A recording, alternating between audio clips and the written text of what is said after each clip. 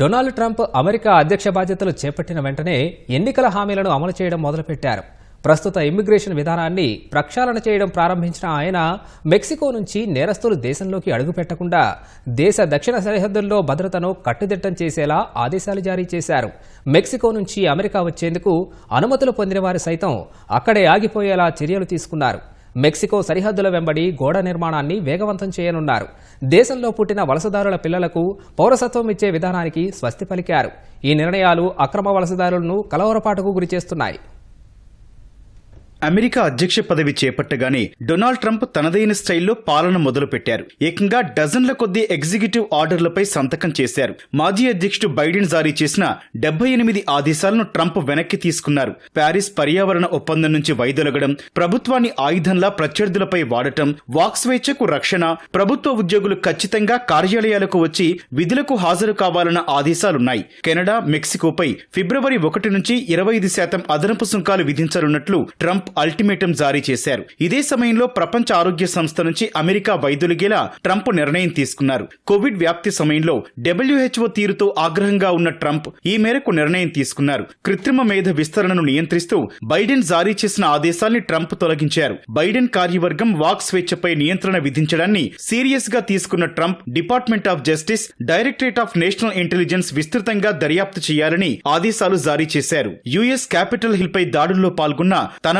మద్దతుదారులైన 1500 మందికి ట్రంప్ క్షమాభిక్ష కల్పించారు. వారిపై పెండింగ్ లో ఉన్న కేసులు కొట్టివేయాలని అటార్నీ జనరల్ కు ఆదేశాలు జారీ చేశారు. మరోవైపు వలస వచ్చిన వారికి అమెరికా గడ్డపై పిల్లలు పుడితే ఆ చిన్నారులకు సహజంగా పౌరసత్వాన్ని అందించే చట్టాన్ని ట్రంప్ రద్దు చేశారు. అమెరికా రాజ్యాంగంలో 14వ సవరణ ప్రకారం పిల్లలకు ఈ హక్కు సంక్రమించాల్సి ఉన్నప్పటికీ రద్దు చేస్తూ ట్రంప్ ఎగ్జిక్యూటివ్ ఆర్డర్ జారీ చేశారు.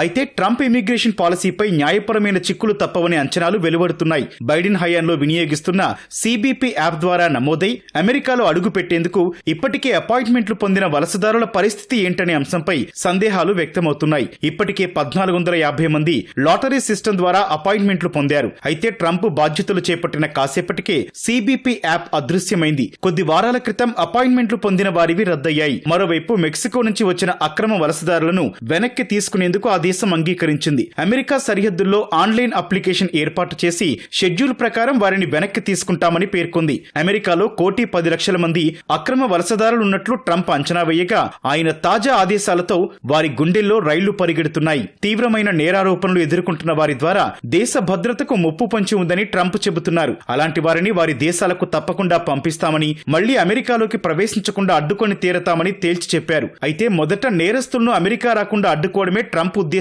నిపుణులు అంచనా వేస్తున్నారు. తర్వాత దశలో ఇతరులను అరెస్టు చేసేందుకు కూడా వెనకాడకపోవచ్చని పేర్కొన్నారు. ఈ పరిస్థితుల్లో తమ సంతానం విషయంలో ట్రంప్ ఆదేశాల పట్ల పలువురు మెక్సికన్ తల్లిదండ్రులు ఆందోళనలో ఉన్నారు. ఇప్పటికే తన బిడ్డ చిన్నపిల్లవాడిగా ఉన్నప్పుడు ట్రంప్ మొదటి హయాంలో తన భర్తను మెక్సికో పంపారని, ఇప్పుడు తన పరిస్థితి ఏంటో అర్థం కావడం లేదని ఓ మెక్సికో మహిళ ఆవేదన వ్యక్తం చేశారు. మరికొంతమంది తమ డ్రైవింగ్ లైసెన్స్ ద్వారా పేర్లను గుర్తిస్తారనే భయంతో లైసెన్స్ లేకుండా ప్రయాణాలు చేస్తున్నారు.